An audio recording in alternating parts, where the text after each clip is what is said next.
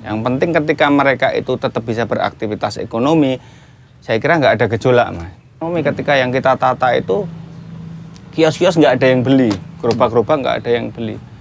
Apa yang ketika bis tidak masuk ke sini, apa yang mau kita jual dari alun-alun gitu.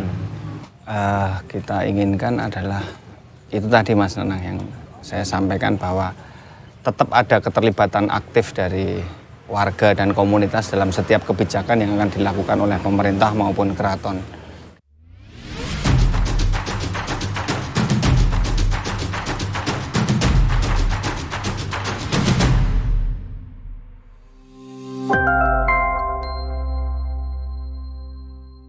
Mas, kalau boleh saya tanya lagi, ini menarik nih. Tadi kan cerita tentang masyarakat yang dulu parkir di sini, lalu kemudian beralih profesi, kemudian menjadi pambudaya ya, menjaga kawasan dan macam-macam. Nah, kaitannya dengan komunitas yang ada di sini, Mas. Ini kan macam-macam nih, ada tukang parkir, ada tukang beca, ada pedagang angkringan dan lain-lain. Kepentingannya kan beda-beda, Mas. Iya. Nah, misalnya ada contoh gimana shuttle itu dikembangkan di sini. Nah, ini tukang becak sama sopir andong gimana nanti? Nah, gimana cara ngelola konflik kepentingan di dalam komunitas ini selama ini, Mas Fuad? Menurut saya semuanya kan kembali kepada komunikasi ya, Mas. Bagaimana kita menata jangan sampai ada komunitas yang terpinggirkan. Bagaimana tukang becak diajak bicara, mereka mendapatkan porsi. Kemudian supir andong, kemudian komunikasi ini yang terus kita jalankan. Kita panggil ini setiap minggu, kita ada koordinasi apa sebenarnya keluhan mereka. Kemudian kita juga ada hal-hal yang mempersatukan seperti kerja bakti setiap bulan. Yang penting ketika mereka itu tetap bisa beraktivitas ekonomi, saya kira nggak ada gejolak, Mas. Cuma persoalannya ketika ada komunitas yang kemudian terpinggirkan dan tidak bisa lagi mencari ekonomi, ini biasanya yang timbul di persoalan internal. Tapi alhamdulillah di alun-alun ini semua komunitas bisa kita rangkul, kita ajak bicara. Mas Fuad, komunitas itu tahun berapa ya dimulai dan yang dilakukan apa saja?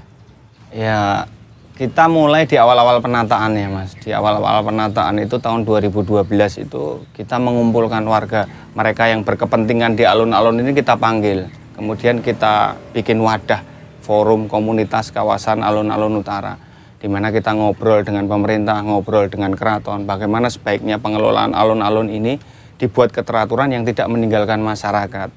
Kemudian muncul tadi program pambudaya, program shuttle wisata, kemudian komunikasi dengan parkir di luar, yang membuat satu kawasan ini menjadi terpadu gitu loh. Tapi persoalannya memang negara ini kan tidak bisa selalu hadir, Mas, tidak bisa selalu hadir. Ketika tahun 2014 alun-alun betul-betul ditutup, ini betul-betul ternyata dampak yang kita khawatirkan ketika bus pariwisata nggak masuk ke alun-alun ini memang parah. Jadi secara ekonomi ya? Secara ekonomi ketika yang kita tata itu kios-kios nggak ada yang beli, gerobak-gerobak nggak ada yang beli.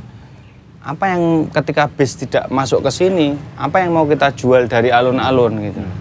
Waktu itu sampai sempat hampir 2 tahun nih, kita selaku komunitas yang menjadi jembatan negara dengan masyarakat juga menjadi ini, Mas, menjadi tempat untuk disalahkan gitu, Pak. Yang dilakukan pada waktu itu gimana, Mas? Ya, yang pertama kan kita komunikasikan dulu ke pemerintah, tapi karena ya satu keterbatasan anggaran, yang satu keterbatasan sumber daya, kemudian fokus pemerintah juga sudah bergeser ke tempat yang lain, karena ini sudah dianggap selesai ya penataan. Dengan alun-alun sudah ditutup, warga sudah diberi porsi, dianggapnya sudah selesai, padahal persoalan baru yang muncul. Kemudian komunitas ini secara mandiri, bagaimana kita harus melakukan sesuatu ini, bagaimana menghidupkan alun-alun yang dulunya bergantung kepada wisatawan menggunakan bus, kita harus hidup dengan wisatawan lokal, bagaimana alun-alun ini bisa mandiri, tidak tergantung lagi dengan keraton. Ini berarti alun-alun ini wisata mandiri gitu. Karena apa? Karena orang yang berkunjung ke keraton sekarang tidak lagi parkirnya di alun-alun. Maka kemudian kita berinisiatif ini, Mas, menghidupkan pendopo-pendopo yang ada di sekeliling alun-alun. Di mana mereka yang kemudian jualan ini harus ada saya merasa ada pemantik. Ya. Apa sih yang menarik di alun-alun itu kalau hanya sekedar kios-kios di pinggiran, jualannya juga relatif sama semuanya. Mungkin ada yang rokok, ada yang sembako. Ya nggak ada orang yang akan berkunjung ke situ. Kita terpaksa waktu itu membuat diskresi bagaimana kita mengelola pendopo-pendopo yang di sekeliling alun-alun. Di mana kita beri lampu, kemudian kita kasih meja kursi.